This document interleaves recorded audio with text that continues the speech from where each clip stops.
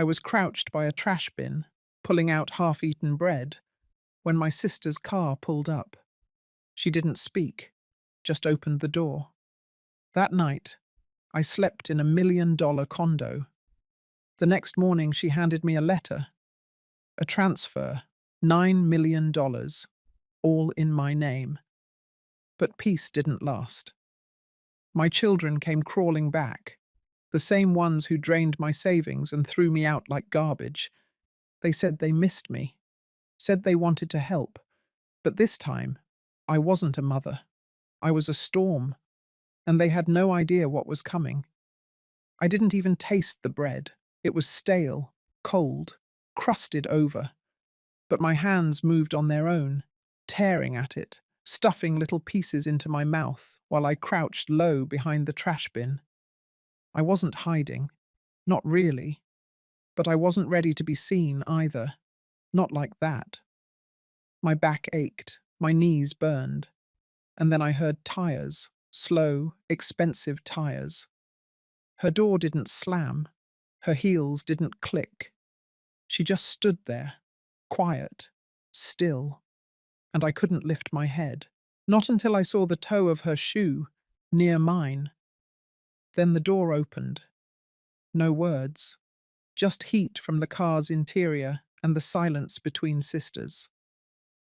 That night, I slept wrapped in cotton sheets and still smelled like trash. The next morning, she gave me the envelope. But you know all that already. This isn't a story about rescue. It's about what happened after, what crawled back in after I thought I was safe. It started 3 days later. I had just figured out how to use the espresso machine Lydia installed in the condo. I was drinking something called a double ristretto, whatever that meant. And then the concierge buzzed me. They were downstairs. Brian and Darlene. I don't remember walking to the mirror, but I remember staring at my own face. I looked soft, the kind of soft that used to make me easy to move around, to dismiss. But I wasn't that woman anymore. So I buzzed them up. They came with flowers, white lilies, too elegant, too funeral-like. I knew Darlene picked them. Brian wouldn't know a lily from a lamppost. They smiled, tight, practiced smiles. Brian opened his arms. I didn't move, so he dropped them and said I looked amazing, said the place was beautiful, said he missed me. I let them in, not because I trusted them, but because I needed to see how far they would go. Darlene sat on the edge of the couch like she didn't want to wrinkle anything. Brian moved through the condo like he still owned it. They made small talk, asked how I was adjusting, asked if I was eating enough, if Lydia was around, where the money came from. I didn't answer most of it. Eventually, Brian leaned forward, elbows on his knees, same posture he used when he wanted to seem sincere. He started talking about family, about mistakes, about second chances. He reached for my hand. I let him take it. He said he was sorry, that what happened that night was out of character, that they were both stressed, that Darlene's mother had been sick, that I caught them on a bad day. I pulled my hand back. That's when Darlene spoke. Her voice was soft, but she was the sharp one. Always had been. She said they wanted to reconnect, that they had talked, that they missed having me in the house, that they were ready to help, to take care of me. That word again, take care. That was the same thing she said to me before she changed the locks. The same thing she whispered when I was sick and asked her to pick up my prescriptions, but she said we should let nature take its course. She offered tea. Brian nodded along. He said they were turning a new page. I asked them if they were thirsty. They said yes. So I made them wait. I stood in the kitchen and poured water slowly. Let them sit with their kindness. Let it stew. Let them get comfortable. When I came back, I set the glasses down and said nothing. Brian asked if I wanted to come stay with them for a while. Just a weekend. Just so we could talk things through. I smiled. That scared them more than if I had screamed. The next morning, there was a note under my door. Handwritten. Brian's handwriting. It said he had a friend who could help with financial planning, just in case I ever wanted advice. Said I should never feel alone with all these new responsibilities. 2 days later, they brought homemade cookies and a folder labeled Emergency Preparedness Packet. Inside were forms, power of attorney templates, health directives, banking access. They called it proactive care. I called it bait. And just like that, it began again. But here's the thing. They didn't know I was recording. From the first knock on my door, I had the recorder tucked under the hallway table. Every visit, every word, every paper they placed on the counter. It was all there. Because this time, I wasn't just a mother. I was a witness. And I had learned something the hard way. Forgiveness means nothing without accountability. So I waited. And if you've ever waited like that, you'll understand the kind of stillness I'm talking about. The kind where your bones hum with memory, where your silence is louder than their shouting, where the storm is not in the sky, but inside your chest. They thought I was back where I belonged, but I had already buried the woman they betrayed, and what was left had teeth. I knew they wouldn't wait long. Parasites don't rest when they smell blood. And Brian, he was never one to let a dollar slip past him, especially if it had my name on it.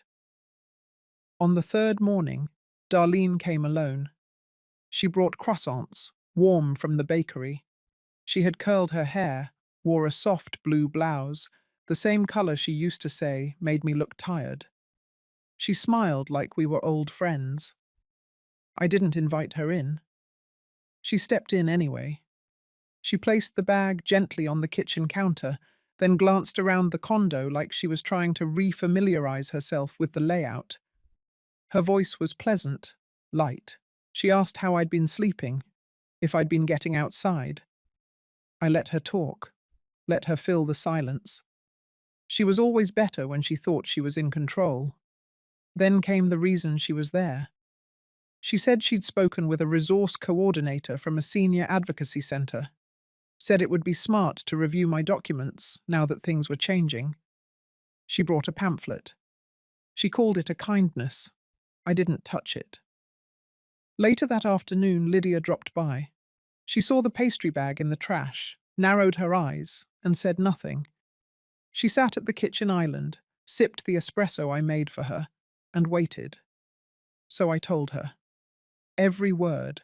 About Darlene's solo visit. About the pamphlet. About the timing. Lydia listened, then pulled her phone out of her purse. She sent 2 texts.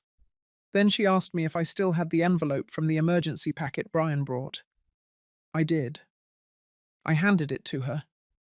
She opened it like a surgeon preparing for a cut. Inside was a pre-filled power of attorney form, a healthcare proxy, and a bank authorization. The return address was typed, but the phone number was handwritten. She took a picture of it, then burned the entire packet in a small metal bowl she pulled from her tote bag. That's when I knew she had done this before.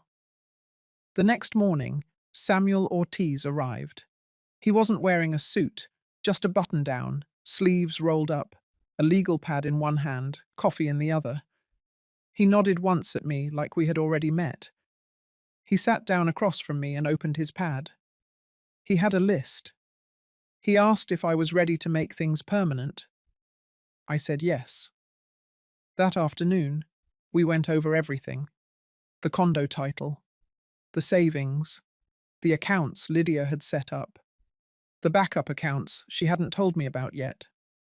Samuel explained it all in plain terms, no condescension. He didn't speak slowly like some people do with women my age. He was calm, fast, and sharp. We signed the first set of documents that evening. I gave him full permission to initiate the formation of a non-profit trust under my name. Not for show, for protection. A structure they couldn't touch. We named it the Gloria Justice Fund. I didn't smile when I signed it. I just exhaled. That night, I slept with the door locked and the lights off. Not because I was afraid, but because I knew it would be the last quiet night for a while. The next day, Brian came back.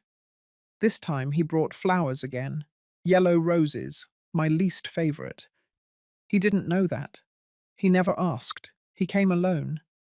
He stood at the door, gave me that half-tilted head of his, the one he used in courtship years ago when he was trying to win over Darlene's father. He said he just wanted to talk. I let him in, not because I had softened, because I was recording. He didn't sit right away. He lingered, looked out the window, said the view was incredible. Then he launched into a story about how hard things had been lately. The economy, the stress, the pressure of raising kids in a world like this. How he missed me. How Darlene had cried after seeing me. How he regretted everything. Then he paused, said he had brought something to help us move forward. He opened his bag and pulled out a folder. Inside there were 2 documents. One was a family care agreement. The other was an asset protection plan. He used those exact words. I nodded like I was considering. He walked me through each page, pointing out clauses he didn't understand himself. He said they were just for ease, for emergency access, for shared responsibilities. He said it would make him sleep better at night. I looked at him and said one word. Sure. He beamed. The next morning, Samuel filed the foundation paperwork. Lydia paid the rush fee to have it processed within 24 hours. The accounts were locked under the non-profit's legal protection clause. Any attempted access from an outside entity would trigger a flag and a report. That evening, I placed the yellow roses in the trash and set the folder on my kitchen table. Then I called Lydia and told her to prepare the press release. Because if they were going to come for me again, they needed to know.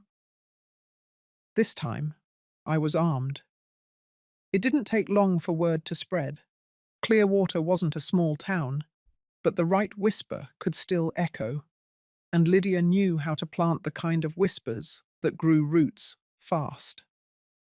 The press release went live the following afternoon, simple, clean, and direct. A quiet announcement that the Gloria Justice Fund had been formally registered as a non-profit. Mission: to support elderly women facing financial abuse by their families. The story wasn't about me, not yet, but it was coming. The real storm broke that evening during the community dinner Lydia hosted at the tower's event space. It wasn't meant to be fancy. Just drinks, small plates, a few polite introductions. A soft way to welcome me into the building without drawing too much attention. She invited neighbors, the building manager, even Officer Ramirez, who patrolled the complex every week. And of course, she invited Brian and Darlene. That was her idea. Mine was something else. I arrived at 6 sharp, wearing a dark navy blouse and the earrings Charles gave me for our 30th anniversary. I hadn't worn them in years. I wanted something that grounded me, something that reminded me who I used to be, before I let myself be reduced. People were already mingling, soft jazz played over hidden speakers. The windows glowed with sunset, bouncing light off the ocean.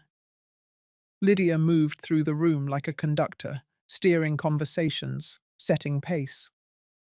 She didn't hover near me, but I could feel her presence from across the space. Always aware, always watching.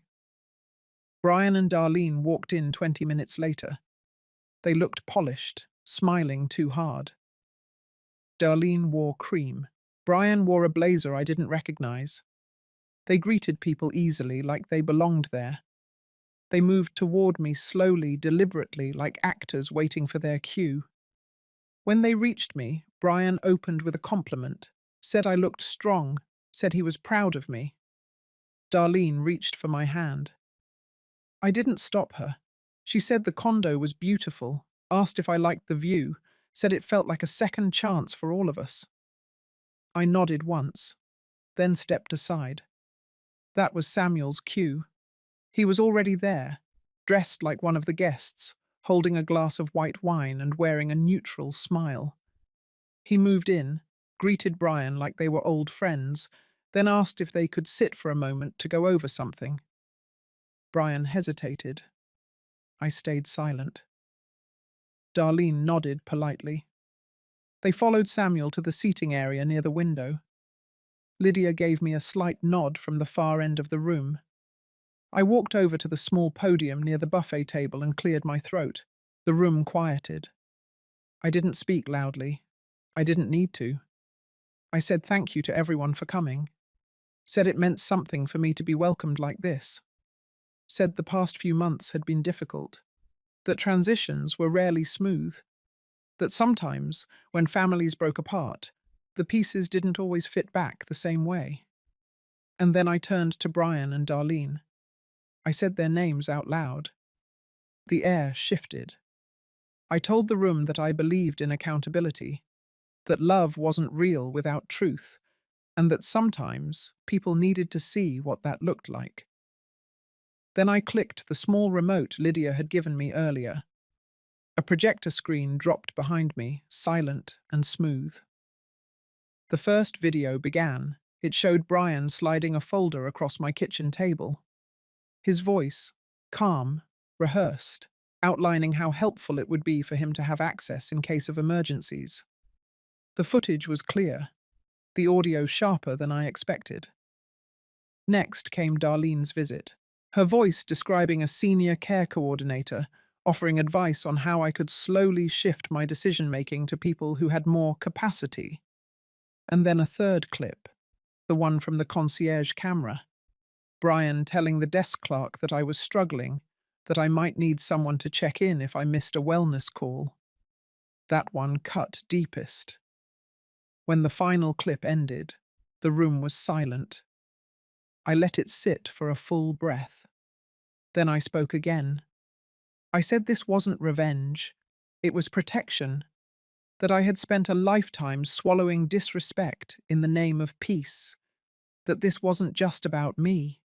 It was about every woman in that room who had ever been called difficult for speaking up, every mother who had been treated like property, every widow who had been left out of the decisions once her husband was gone. Brian stood up. His voice cracked. He tried to speak. Samuel raised a hand gently. Darlene's face was frozen. Lydia took one step forward. Not to threaten, just to anchor. Samuel turned to the crowd and announced that all evidence presented was verified, time-stamped, and part of a formal legal record. That the Gloria Justice Fund had been secured against manipulation by any party, familial or otherwise. That fraud against it would be treated as a federal offense. Brian said one word. It wasn't sorry. It was my name, like a plea, like I could undo what had already begun. I looked him in the eye, then turned my back. People didn't cheer. They didn't clap. They just stood there, stunned, absorbing it, letting the story fill the corners of their own memories. The rest of the evening moved in a blur. Brian and Darlene left within minutes. No goodbyes, no cleanup. Just vanished into the elevator, as if distance could erase what had just happened. I stayed until the lights dimmed, until Officer Ramirez came by and said it was a powerful thing I'd done, until Lydia touched my arm and said softly that it was time to go home. That night, I sat in the living room alone. No wine, no music, just the soft hum of the refrigerator and the faint sound of waves through the window. I didn't feel triumphant, not yet. But I didn't feel erased either. And that, for now, was enough. 2 days after the dinner, The silence returned. Not the peaceful kind. Not the kind that wraps you up in safety. It was the tight, still kind. The kind that follows embarrassment. The kind that means something is building. Brian didn't call. Darlene didn't text. But Lydia noticed a silver sedan parked across the street from the building 2 mornings in a row. Same driver, same license plate. Just sitting there, engine running, sunglasses on. She flagged it immediately. By noon, Samuel had called in a favor. A contact of his, someone in the county clerk's office, confirmed a request had been filed late the previous evening. A formal inquiry into the non-profit structure. Someone wanted to know how the Gloria Justice Fund had been established, who had control, and whether there had been any undue influence in its formation. The request wasn't random. It was deliberate, and it came from a third-party law firm out of Jacksonville, one that had, just last year, been fined for their role in a guardianship abuse case. Samuel and Lydia met me in the condo that afternoon. Lydia didn't say much. She paced. Samuel sat me down at the kitchen table and unfolded a copy of the clerk's report. At the bottom of the form, in small print, was a name I knew too well, Darlene Connors Hanford.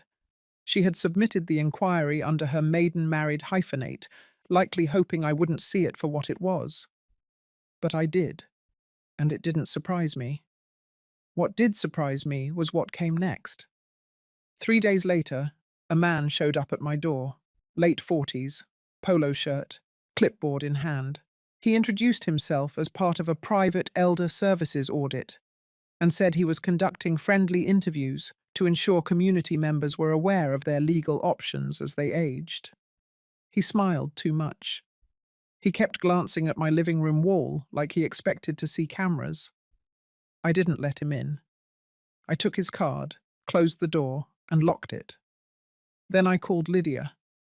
By the end of the day, we had a name, a company, and a list of previous clients who had also been targeted by the same group. All of them women. All of them over 70. All of them with money someone wanted to get their hands on.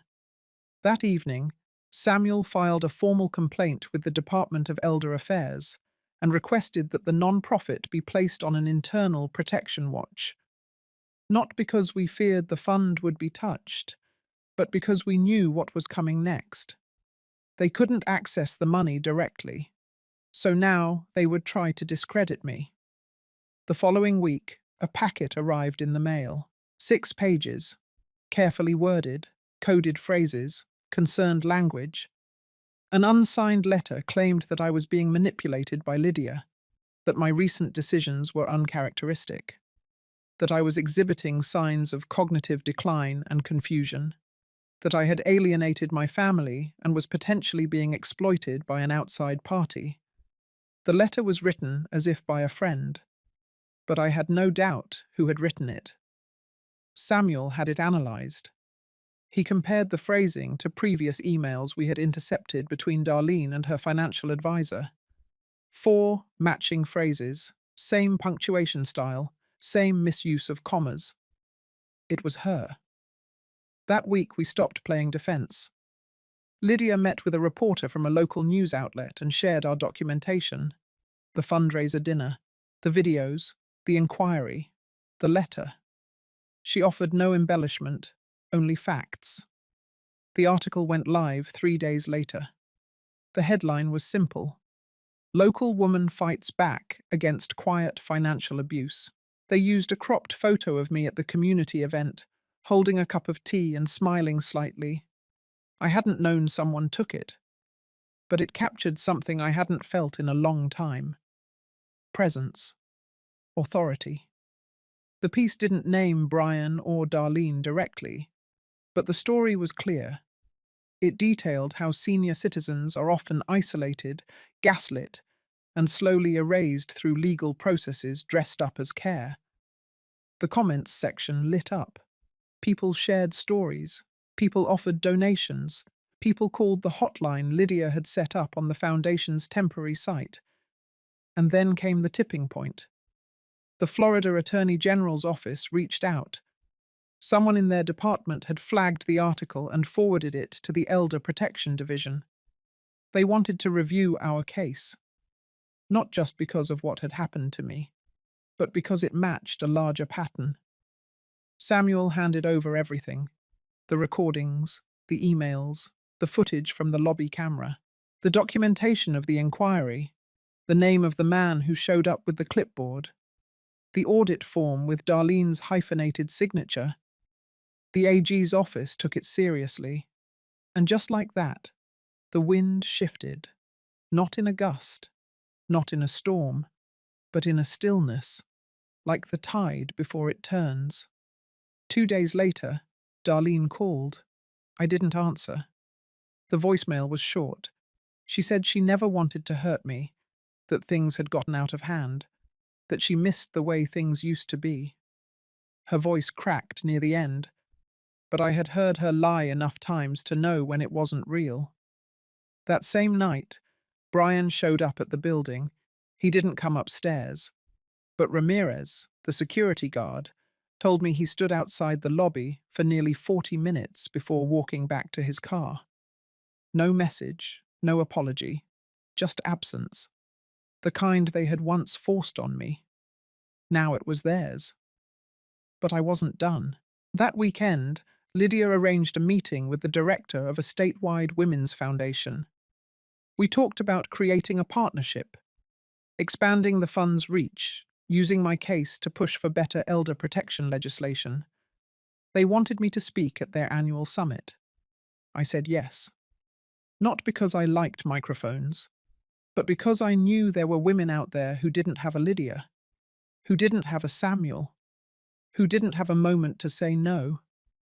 I was going to give them that moment, or at least show them it existed. And maybe that was what terrified Brian and Darlene the most, that I wasn't afraid anymore, that I wasn't going to quietly fade, that I had become louder than their whispers and stronger than their shame. The silence didn't hold for long, not after the article, not after the hotline calls, not after the Attorney General's office put their weight behind it. It started small. A business blog mentioned the foundation, then a legal podcast picked it up. The episode was short, but sharp. A former judge from Sarasota outlined how elder abuse didn't always come with bruises or broken windows. Sometimes it came in the form of sweet smiles and notarized documents. Sometimes the thief lived in your family photos. By the end of the week, the foundation's temporary inbox had over 200 emails. Not all of them were kind. Some accused me of making it up, said no son would do that, said I had probably hidden the money from my family out of spite. Those didn't bother me. People cling to illusions when the truth threatens them.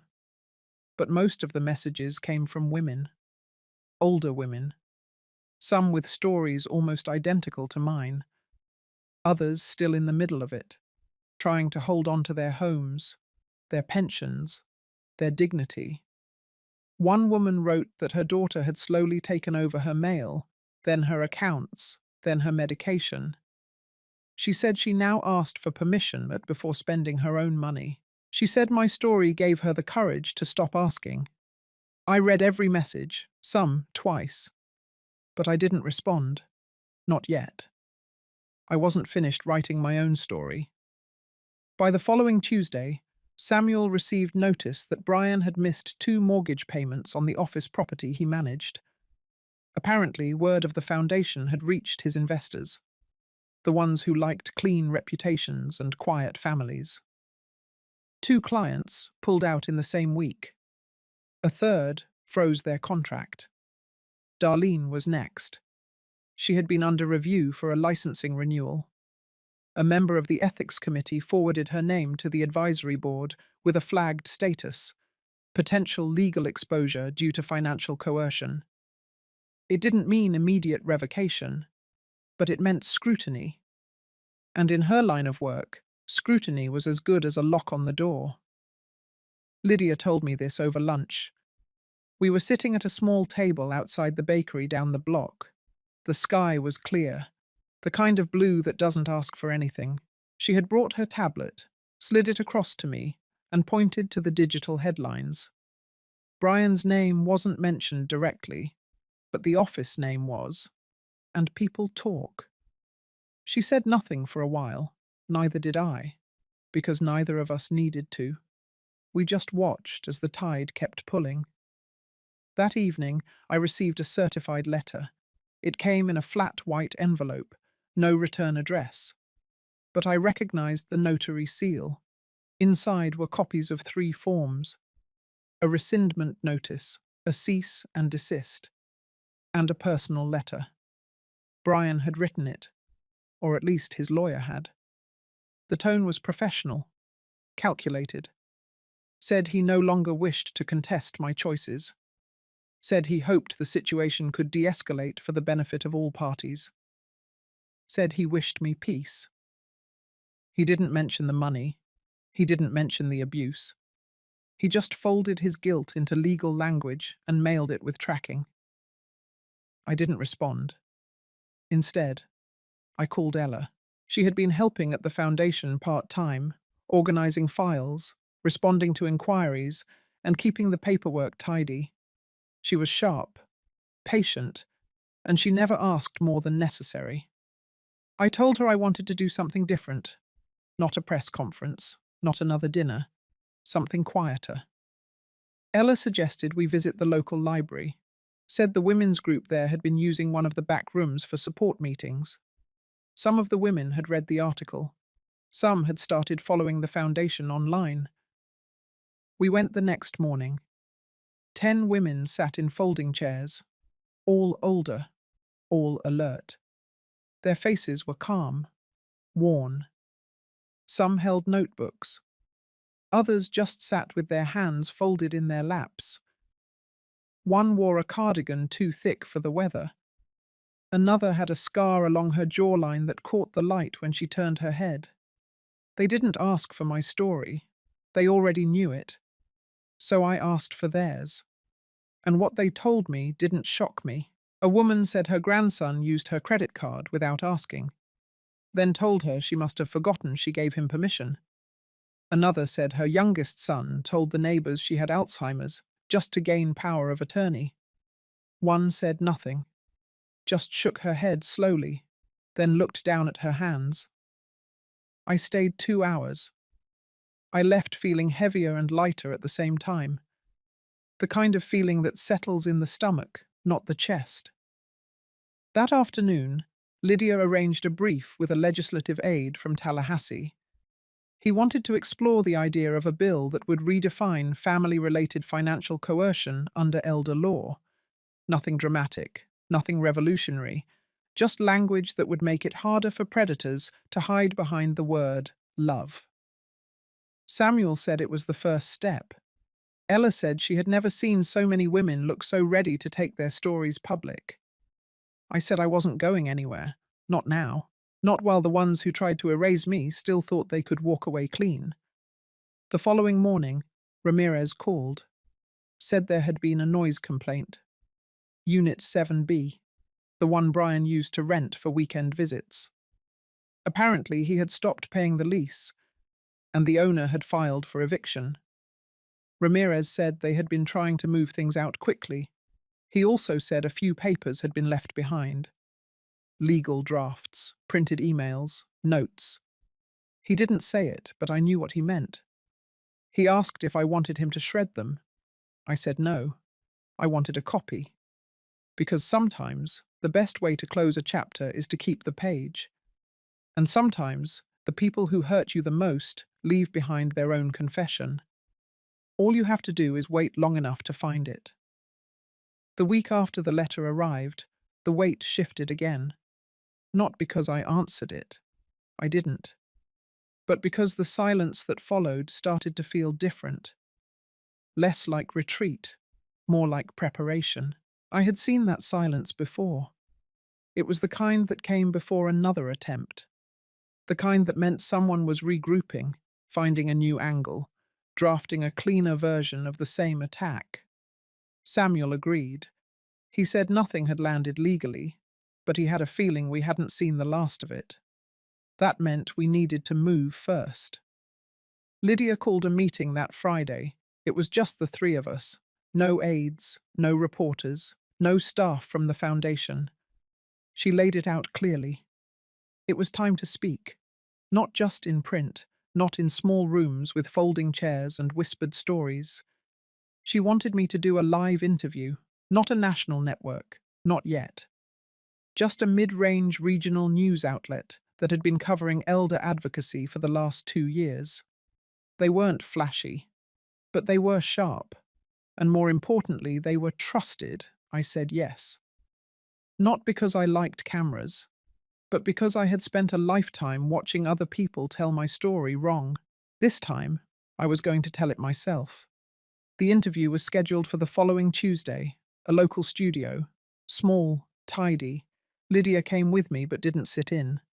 Ella stayed behind to manage foundation calls and schedule follow-ups with the women's group. Samuel had already prepared the key facts and reviewed every potential question the anchor might ask. But I didn't use the notes. I sat under those lights with my back straight and my hands folded in my lap. And I told the truth. I told them what it felt like to have the people you raised turn you into a burden. What it felt like to hear the word responsibility in a tone that meant shame. What it felt like to be handed a folder with fine print and hidden power plays while someone smiled at you across your own kitchen table. I didn't name them. I didn't need to. The story wasn't about revenge, it was about refusal. Refusing to disappear, refusing to be signed over, refusing to let love be weaponized against me. The interview aired the next evening. By the time it finished, my phone had already buzzed 3 times. Ella called first. She said the foundation website crashed for a full 20 minutes from the traffic spike. The email box doubled by morning. Lydia forwarded me 2 media requests and a speaking invitation from the state university. I didn't answer any of them that night. I just sat in my living room and listened to the ocean. Because underneath the storm of noise, I could feel something else. Not pride, not victory, just relief. The kind that comes when the truth is no longer stuck behind your ribs. The next morning I found a package outside my door. No label. Inside was a manila folder and a short note, typed, anonymous. The note said nothing specific, just a line that read, "You're not the only one." The folder contained photocopies, legal documents, letters, screenshots, at least 3 different cases, all women, all seniors, each one with a familiar pattern. Someone they trusted slowly eroding their autonomy, not all through violence. Some with signatures, some with silence. The packet included 1 case from Clearwater, another from Naples, a third from a suburb outside Tampa. Samuel took 1 look and said it was a pattern, not just anecdotal, systemic. That afternoon, he forwarded the documents to his contact in the Attorney General's office. And just like that, what started as a personal reckoning began to shift into something larger. That weekend, the foundation hosted its first community legal clinic. We rented space at the old Civic Center. Ella coordinated with a team of volunteer attorneys, social workers, and healthcare advocates. Over 60 people showed up. Some came with full folders, others came with nothing but stories. I stood in the back most of the time, watched, listened. I didn't need to be front and center anymore, because the room was already filled with voices that mattered. Women asking direct questions. Women not apologizing for needing help. Women learning to document what used to be dismissed as bad memory or family tension. At one point, a woman in a grey blazer raised her hand and said she had been made to sign over her bank access after her son told her it would make things easier. She hadn't seen a bank statement in 6 months. The lawyer at the table next to her didn't flinch. She asked for dates, for names, for paperwork. That was the moment I realized the foundation wasn't mine anymore. It belonged to them, and I was fine with that. That evening, Samuel showed me the draft of the bill proposal. He and the legislative aide had worked through the language for weeks. The title was clean: Elder Financial Consent Reform. Nothing dramatic, just a new set of checks and balances. A requirement for third-party legal review when family members seek financial control over anyone over 65. Lydia said it was ambitious. Ella said it was overdue. I said it was necessary. And that was the end of it. The bill would take time, maybe months, maybe longer. But it had a name now, and so did I. No longer just someone's mother, no longer someone's patient, not even someone's survivor. Just someone who spoke, and finally was heard. 3 days after the bill draft was submitted, the first public hearing was scheduled. I didn't plan on attending, but Lydia insisted, said my presence would speak louder than any testimony, said I didn't even need to say a word. She was right. I didn't speak. But I sat in the front row, beside Ella and a woman named Rochelle, who had driven 2 hours just to be there. Rochelle had a folder in her lap, thick with court transcripts and doctor's notes. She gripped it like armor. That morning, I watched the legislative aide stand behind the podium and read the bill aloud. I listened to the committee chair nod slowly as each clause passed over the room. One clause mentioned dual signatures, another, mandatory waiting periods, another, outside verification before any financial power of attorney shift within a family unit. And every time a sentence landed, I watched Rochelle exhale a little slower. The ripple had begun. I didn't know that across town, Brian's bank accounts were being flagged for audit. Not because of me, because of his own investors. See, when news spreads quietly, people start asking questions. And when those questions lead to whispers about liability, people with money don't wait. They move it. Or worse, they freeze it. That's what happened. One of Brian's silent partners requested a review, not just of the current books, of every asset his firm had managed in the past 3 years, including mine. By the end of that week, Brian's financial power of attorney agreement over my name had been officially voided. It wasn't hard. Ramirez had already confirmed the signature page was incomplete, that it had never been fully witnessed. Brian must have thought I wouldn't notice, or that I wouldn't fight. But it turned out his laziness was louder than his cruelty. Once that was gone, so was his leverage. The bank removed his name from the condo registry. His shared access to the vehicle account was terminated. And then came the investors. 3 of them pulled their capital within 24 hours. 2 more demanded exit clauses be honored early. One asked publicly during a call whether Brian had knowingly exploited a vulnerable adult. The firm's board, what was left of it, held an emergency meeting. By the following Monday, Brian was no longer managing director. No farewell email, no transition speech, just a name quietly removed from the website. Darlene didn't call. She didn't need to. Her silence told me everything. But I heard from someone else. Kayla. She showed up outside the foundation office at noon on a Thursday. I recognized her immediately. Her posture, her scarf, her practiced smile. She asked for a moment. Just one. I stepped outside. She started talking before I had even closed the door behind me. Said she didn't know what Brian had done. Said she never wanted to be involved. Said she had tried to stop him. Tried to warn me. Said she was afraid of him. I didn't respond. Not once. Not even when she started crying. Because her tears weren't for me. They were for the position she'd lost. For the invitation that stopped coming.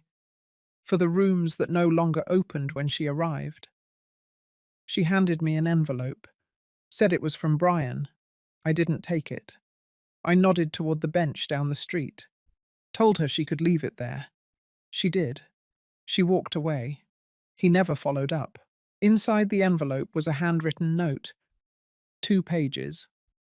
Apologies, excuses, and one sentence I read twice.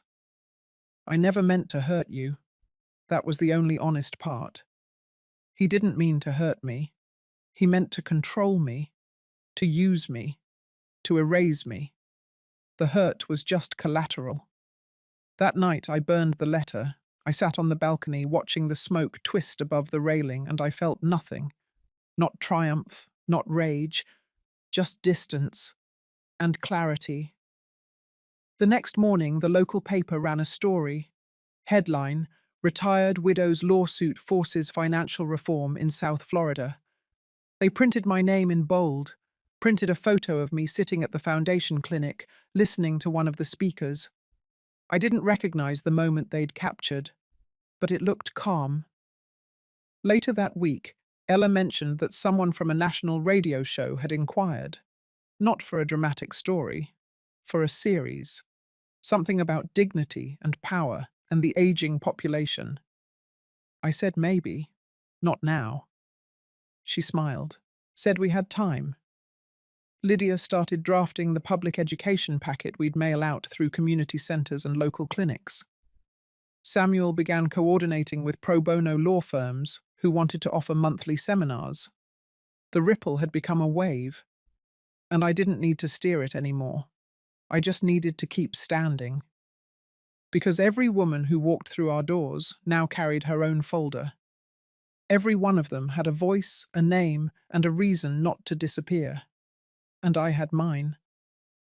Brian's life was quiet after that. No court battle, no scandal, just slow disassembly, no power of attorney, no access to real estate trusts, no ability to sign my name anywhere for anything. I made sure of that. And then I moved on. Because my story didn't end with his fall. It began with my rise. The days after Brian's quiet fall weren't filled with celebration. There was no grand closure, no final scene where justice was neatly wrapped. Just a long silence. It settled into the condo like dust. And I let it. Because even as I stood on firmer ground, something inside me had shifted. Not just anger, not just pain. Emptiness. For years, my world had been shaped by resistance. I had lived in defense mode, braced for the next letter, the next insult, the next legal loophole they might use. Now that the storm had passed, I wasn't sure what to hold anymore. Ella noticed first. She stopped me in the hallway one morning, gently took the planner from my hands, and asked if I had eaten breakfast. I hadn't. I told her I forgot. She gave me that look, the one people give when they care but know not to press too hard. I didn't want pity. I didn't even want comfort. What I wanted, what I craved, was a reason to move, to breathe, to start something that didn't begin as a defense. The foundation kept me busy. The media attention had shifted into something more stable, more constructive. Women were reaching out from other states now, some asking for help, others just saying thank you. But the thank yous didn't reach as deep as the pain had. Samuel called it a vacuum effect. Said once the body stops fighting, the mind doesn't know what to do with all the space. He offered to set me up with a therapist. I said yes. Not because I believed in therapy, but because I had tried everything else. The woman I met was named Rebecca, late 40s, silver-streaked hair, soft voice, but eyes like steel. She didn't start with questions. She started with silence. She waited for me to speak, and when I did, she didn't interrupt. She listened. That first session, I said things I hadn't told anyone, not even Ella, not even myself. I told her I still dreamt of that first morning in the condo. The way my sister looked at me, how quiet it was, how unreal it felt to have a key again. I told her I sometimes walked to the balcony and waited to feel like I deserved it. She didn't tell me I did. She told me that didn't matter. Deserve had nothing to do with it. I was alive, and I was here, and I could choose what came next. That sentence stayed with me for days. I repeated it while brushing my hair, folding laundry, slicing apples. I can choose what comes next. So I did. One morning, I woke up early. The sun had barely touched the windows, and I pulled the big envelope from the bottom of my dresser. It had been there for months, sealed. Inside were letters, handwritten, in thick black pen. Letters I had written to myself. After the bridge, before the condo, in the shelter. I had forgotten most of them. Some were barely legible, but they were mine, every word. One started with, "I don't know who I am anymore, but I miss her." Another, "If I die here, I hope the wind doesn't carry my name too far." And the last one, "You are not finished. You are simply hidden. Get up." I sat with those letters for an hour. I didn't cry. I just read them like they were postcards from a version of me that refused to quit. That afternoon, I asked Ella if she would help me digitize them. She scanned them one by one. We filed them under a new project name, Hidden, Not Broken. It started as a name for a writing group, just 5 women, all over 60, all survivors of financial abuse. We met every other Friday in the back room of the library. Each brought a single page. Sometimes it was a memory, sometimes a letter, sometimes a poem. And in that small circle, something began to mend. Not just in me, in all of us. There was Rosa, who wrote about being tricked into refinancing her house, and June, who hadn't spoken to her daughter since 2014, and Beatrice, who had burned every photo of her wedding, but still remembered the weight of the dress. No one gave advice, no one solved anything. We just wrote, and spoke, and witnessed each other. It was enough. One morning, after the group, I walked past the park on 3rd Street, the same place I used to sit when I had nowhere else to go, and I saw a woman there, thin coat, duffel bag, eating crackers slowly like they might be her last. I didn't stare. I didn't interrupt. I just walked to the cafe across the street and bought 2 sandwiches, came back and handed them over without a word. She didn't say thank you. She didn't need to. That evening, I told Rebecca about it. She asked how it felt. I told her it felt like breathing, not saving, not rescuing, just breathing, a full circle. She smiled, said that was healing. I said maybe, but I still woke up at 4 a.m. sometimes, thinking I was back on the street. She said that might never go away, but it didn't mean I was broken. It meant I had survived something real. And now, I was living something new. That night, I slept for 7 hours straight, the first time in over a year. When I woke, I made coffee, not because I needed it, but because I wanted to. The air was cool, the condo quiet, and for once I didn't feel haunted by silence. I just sat, still, not hiding, not defending, just here. It was a Wednesday when the letter arrived. A manila envelope, thick with folded legal documents and a handwritten cover note from Brian. I didn't need to open it. I already knew what it was. The trust. The original family trust. The one I had signed decades ago when my late husband and I created it for the children, with clear instructions and protections.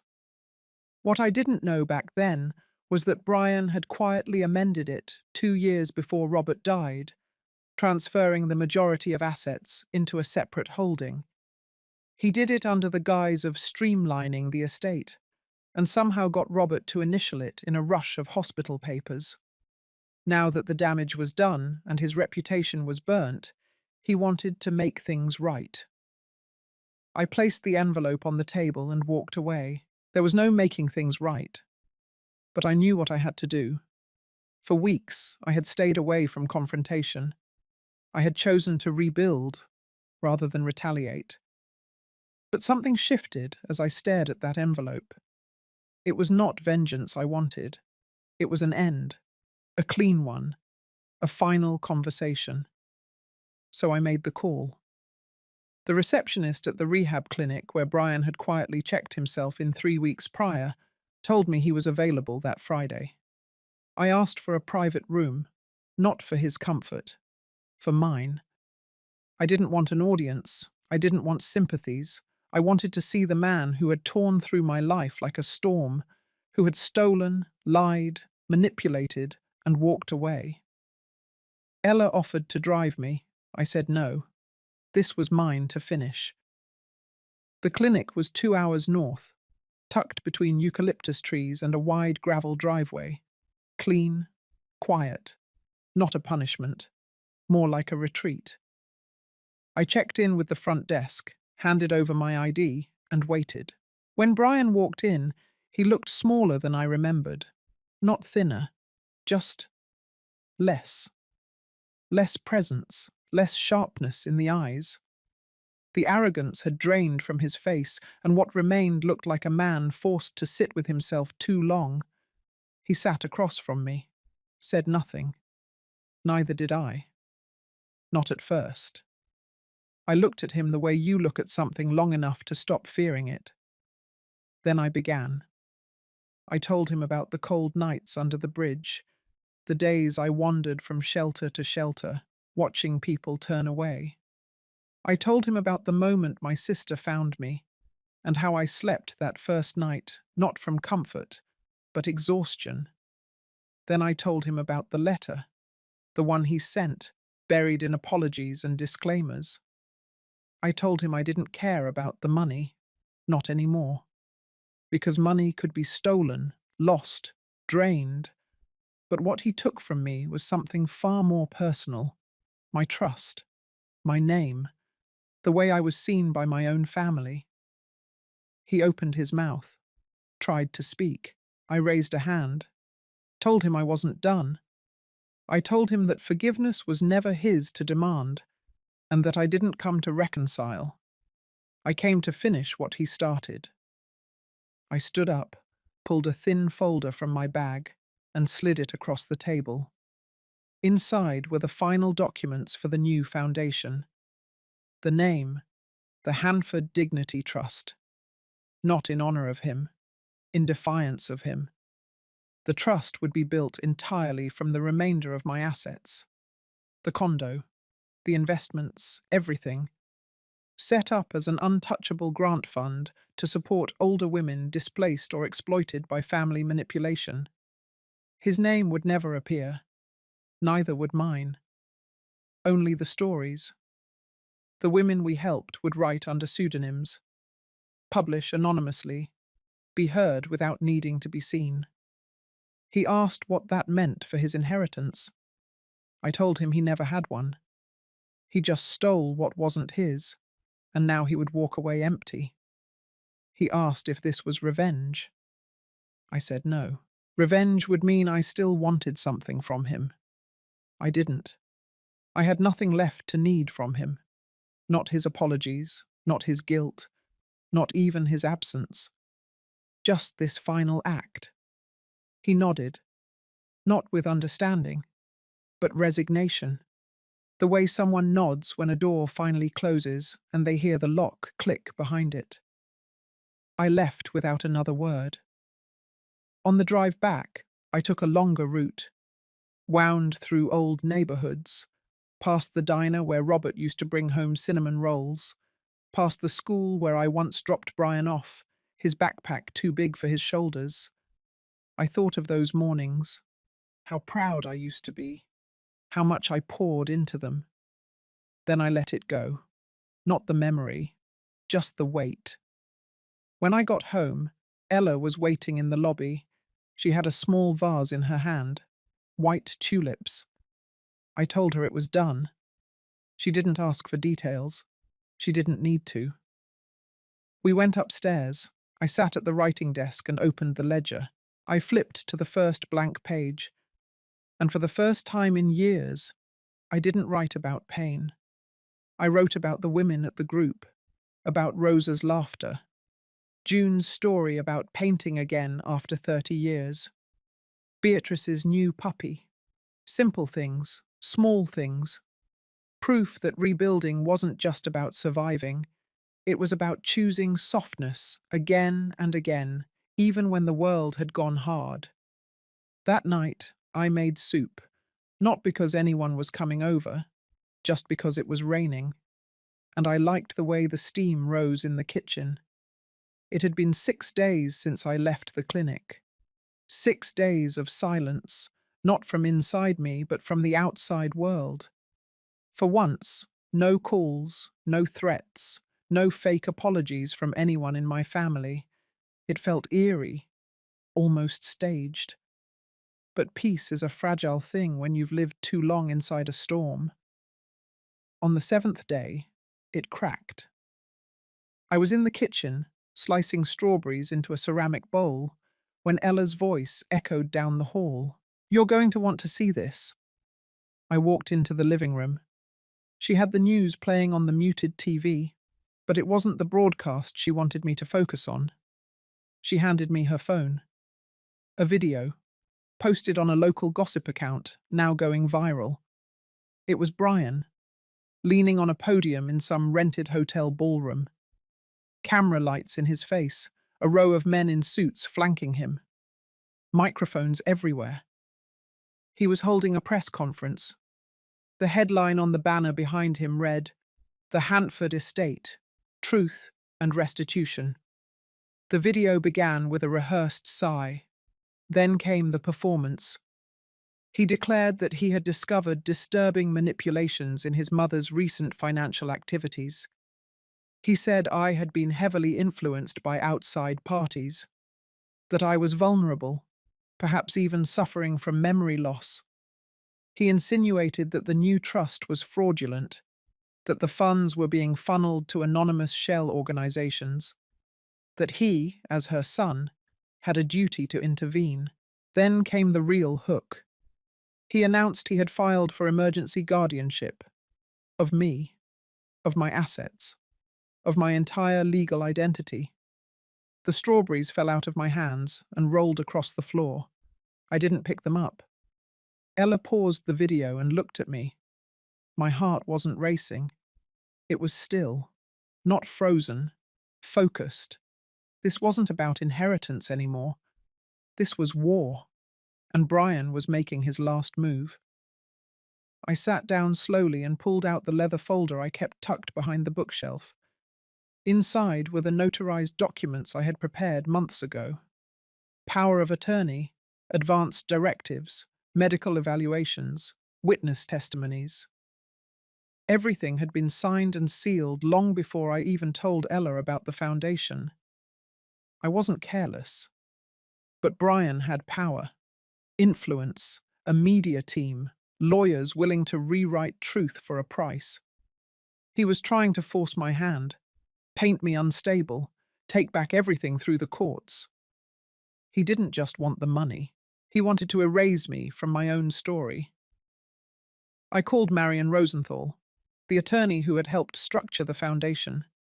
She had known this might come. Her voice was firm, measured. "Do not respond emotionally. Let me handle it." I agreed, then hung up. But I didn't sit still. That evening, I called Rosa from the group. She had worked in public radio for years before she retired, knew how to shape a story, how to control a narrative. I asked her if she could get me 10 minutes on a podcast, not to defend myself, but to speak plainly. By morning, she had it scheduled. We recorded that afternoon. Just me, a microphone, and a quiet studio. I didn't cry. I didn't beg. I told my story, how I raised my children with little more than instinct and love, how I ended up homeless despite owning a home, how I rebuilt my life, not with revenge, but clarity, how women like me are erased in silence every day, not just by strangers, but by their own families. Then I read from my journal, not the angry entries, the quiet ones. The morning I planted basil on the balcony and watched it grow. The day Ella fixed the bathroom door without being asked. The night I cooked stew for the building security guard, who missed dinner because of a double shift. It wasn't an argument, it was a mirror, and the world listened. The episode hit 1 million streams in 2 days. Brian's team went silent. By the end of the week, Marion called with news. The judge had denied Brian's guardianship petition. The court cited premeditated fraud, lack of medical evidence, and conflict of interest. They also referred the case to the district attorney's office. Brian's attorneys jumped ship 2 days later. That should have felt like triumph. It didn't. Not yet. Because I knew this wasn't just about Brian. It was about the pattern, the comfort society gives to men who take, and the suspicion it casts on women who resist, especially when those women are older, especially when those women have money. The week after the court ruling, I sat on the rooftop garden with Ella. The city below buzzed like always, indifferent. But in the breeze, I felt something shift. Not safety, not celebration, just presence. I was here. I was not erased. Ella poured us tea. She didn't ask what I would do next, but I told her anyway. I wanted to start a storytelling series, not about trauma, but about resilience, real voices, real women, real beginnings. We'd call it Still Here. She smiled, then handed me a notebook. It was blank, just the way I liked it. I picked up my pen and began again. Dewey Day la Chung 11th, Ban Huan Chin, Viet Lien Mak, Bam Sat Yan Y Da Lu, Dung Dong Van và mạch cảm xúc của các chương trước. Chapter 11. Gloria Hanford. American English. Minimum 850 words. Full text, stored. The launch day came quietly. No ribbon cutting, no cameras flashing, no velvet ropes or red carpet. Just a small room inside a local community centre, folding chairs arranged in a circle, pitchers of lemon water on the side table. The walls were plain, beige, the ceiling lights flickering slightly as if unsure of their place. But to me, it felt perfect. It felt honest. Still, here wasn't born from a marketing team. It was born from silence. From the space women disappear into once their usefulness fades in the eyes of others. And now, it had a voice, or rather, many voices. We were about to open the door. Ella stood beside me, clipboard in hand, her energy steady but alert. Behind her, Rosa was checking the sound setup, the little mic on the podium already tested twice. Marion had sent flowers, pale yellow lilies in a chipped vase that used to sit in her office window. And the first group of women, our first speakers, our first listeners, were beginning to take their seats. No introductions, no fanfare. I stepped forward. My voice did not tremble. Good morning. My name is Gloria Hanford, and I am still here. That was all it took. One sentence, one heartbeat, and the room leaned in. I told my story, but not the courtroom version, not the one trimmed for press or podcasts or public defense. I told the version that lived in my bones. The night I slept in my car. The morning I watched my son sign away my house like it was a used appliance. The ache in my wrists when I scrubbed bathrooms for rent money. The silence in my phone for 3 years straight. And how one day someone saw me. And I remembered I was not done. When I finished, I didn't look for applause. Instead, I sat down and waited. The second woman stood up. Her name was Iris. She had been a teacher for 32 years, one divorce, two miscarriages, and a daughter who only called when she needed money. Her voice cracked when she spoke, but she spoke anyway. Then came Bernadette, then Lila, then Esther. Some whispered, some shouted, some wept. None of them hid, and that was how it began. The next 3 weeks blurred together. Word spread fast, from churches to libraries to small Facebook groups run by retirees.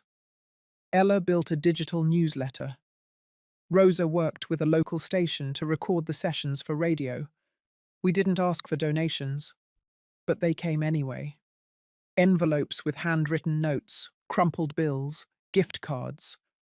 One woman mailed a check with a post-it. I waited 42 years to say this out loud. Thank you. Still Here grew roots. We had stories from women in trailer parks, from women in high-rise condos, from widows, from women still married but entirely alone. We had a woman who used to be a judge, and another who hadn't read since 8th grade. We had grief and laughter and rage and hymns sung without accompaniment. And through it all, I never mentioned Brian. Not once. He had vanished from the headlines. The guardianship bid had backfired so publicly, no lawyer would touch him now. His real estate firm had gone silent. Lawsuits started circling. But that was no longer my focus. Something better was happening. One evening, after our third recorded session, I received an email. It was from a producer at a national network. She had heard the podcast, read the blog Ella maintained, and wanted to interview me for a documentary series on women over 60 rewriting their legacies. I forwarded it to Marion. She called me instead of replying by email. Do you want this? I didn't hesitate. Yes, but not for me. For the others. 3 weeks later, they came to film. I wore a plain navy sweater and sat in front of the community garden where we hosted some of the outdoor sessions. The producer asked me to talk about justice. I spoke about presence. She asked me about power. I told her about listening, about the silence that follows a woman into every room once she's no longer fertile, or marketable, or soft-spoken. The segment aired during a Friday night prime slot. The phone rang off the hook the next morning, but one message stood out. It was a letter, handwritten, no return address. It read, "You ruined my inheritance, but I think you saved your soul." The handwriting was familiar. I folded it, placed it in the drawer with the basil seeds, and didn't look at it again. Some ghosts don't need exorcising. They need forgetting. Still, here became more than a circle. It became a movement. We added workshops, sessions on financial literacy, estate planning, assertiveness training, storytelling as healing. Women brought their daughters, some brought their sons. We didn't advertise, we didn't expand fast, but we grew strong. And one afternoon, as I sat with Rosa and Ella planning the fall schedule, I realized something. I had spent years waiting for peace. It was never coming. What came instead was clarity. Peace can be taken away, but clarity stays, it grows, it roots, and it never apologizes. It was almost dusk when I stood at the back of the old farmhouse again. The air carried that kind of stillness only autumn knows. Leaves drifted down like whispers. The porch lights flickered on automatically. For a moment, I just stood there, watching the windows, the shadows, the roof I once paid for. And then I walked toward the door. I had asked Marion not to come. This was something I had to do alone. The door opened before I reached it. Brian stood there. He looked smaller, greyer, like someone had turned the volume down on him. We didn't speak right away. I stepped inside. The floor creaked beneath me like it used to. Same scent of lemon polish and dust. The house hadn't changed, only I had. I sat down on the edge of the couch. He followed, slow, careful. I waited. Finally, he spoke. I didn't know. That was all he said. I nodded. You didn't want to know. He looked away. I never meant to hurt you. You didn't need to. You just had to look the other way. Silence settled between us, but it wasn't the kind that swallows. It was the kind that reveals. He reached into a drawer, pulled out a crumpled envelope. Inside were snapshots. Me in the back of a shelter. Me sweeping the floor at a gas station. Me sitting alone on a bench. Photos I had never seen, taken by someone, somewhere. For what purpose, I couldn't tell. I looked at them, then at him. Why do you have these? He didn't answer, just looked ashamed, or maybe just empty. I didn't cry, not because I wasn't hurt, but because I no longer needed to bleed to prove I had been wounded. I stood up. You will never understand what you took from me, but I've stopped needing that. I came here because I wanted to see if you still lived in the ruins you made. He didn't ask me to stay. He didn't ask for forgiveness. And for the first time, I didn't ache for either. I left the envelope on the table, and I walked out. The last thing I heard was the door closing behind me, no louder than a breath. Still, here didn't make headlines that month, but the waiting list doubled. We got invited to speak at 2 universities. A librarian from Alabama drove 16 hours just to sit in one of the circles. Marion helped us apply for non-profit status. Rosa was invited to co-produce a public radio series based on some of the sessions. Ella turned down a PR firm's offer and stayed on with us instead. And me? I bought a small house by the lake, not too far from the center, but far enough to sleep without noise.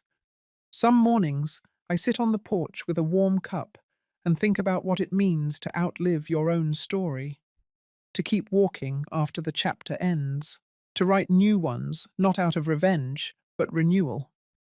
I don't check the headlines anymore. If Brian's company collapses, if his name vanishes from the social registers, it will happen with or without me watching. I've already watched enough. One afternoon, I got a letter from my sister's old lawyer.